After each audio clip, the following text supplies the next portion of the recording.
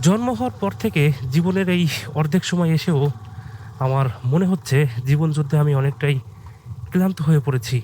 প্রতিটা দিন যেন মনে হচ্ছে আমার কাছে এক একটা পরীক্ষার নাম। অনেক স্বপ্ন নিয়ে এই শহরে এসেছি, বুক ভাঙা কষ্ট করেছি, পরিশ্রম করেছি।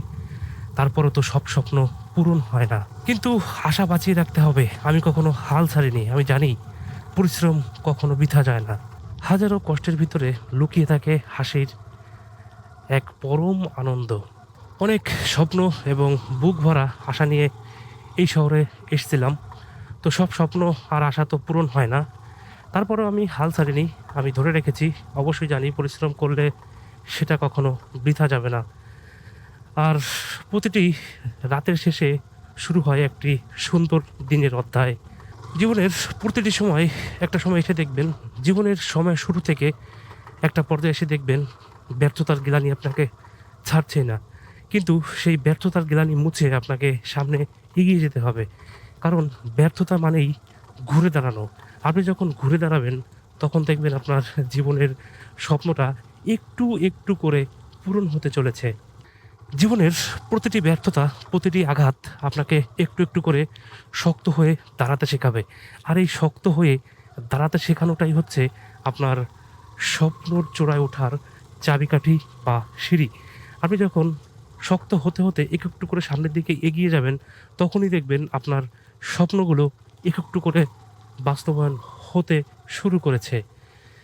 তো জীবনযুদ্ধে যখন হারিনি, যখন মায়ের গর্ভে এসেছিলাম, হাজার, হাজার কোটি, কোটি শুক্রাণুকে পিছনে ফেলে পৃথিবীর দিনের আলো দেখতে পেরেছি বা দেখেছি বা দেখতে সক্ষম হয়েছি, তাহলে এই জীবনের মধ্যম সময়ে এসেও আশা করছি হাল ছাড়ব না এবং প্রত্যেকটা ব্যর্থতাকে পিছনে ফেলে সামনে এগিয়ে যেতে পারবো।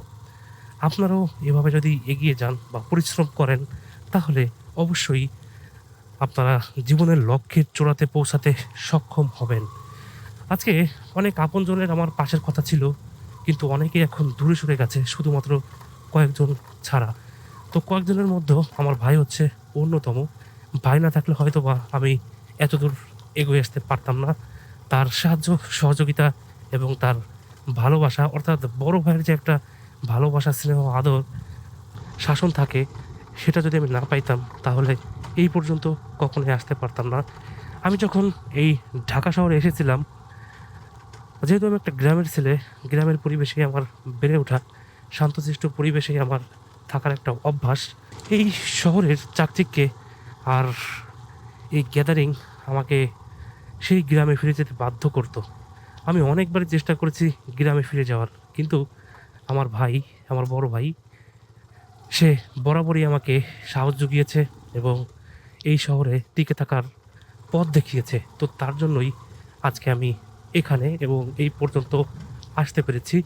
আর আমার স্বপ্নগুলো একটু, একটু করে সামনের দিকে এগিয়ে যেতে শুরু করেছে। তো ভাইয়ের থেকে আমি একটু, একটু করে সাহস জুগিয়েছি এবং পরিশ্রম করেছি। আমি কখনো সাহস হারাইনি। এই একটু, একটু করে সাহস করে এগিয়ে আসাতেই আমার লক্ষ্যটা কিছুটা পূরণ হয়েছে। আশা করছি সামনে আরও কিছুটা পূরণ হবে।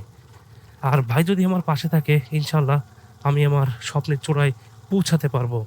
আমার বিশ্বাস, আমি যে সংগ্রাম করছি বা ব্যর্থতাকে পিছনে ফেলে সামনে এগিয়ে এসেছি, ভাই থাকলে বা আমার প্রতিবেশী যারা আছে, তারা যদি আমাকে এইভাবে সাহস জুগিয়ে থাকে, তাহলে অবশ্যই আমি আমার স্বপ্ন পূরণ করবই ইনশাআল্লাহ।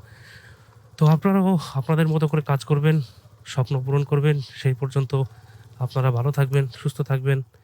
আল্লাহ হাফেজ।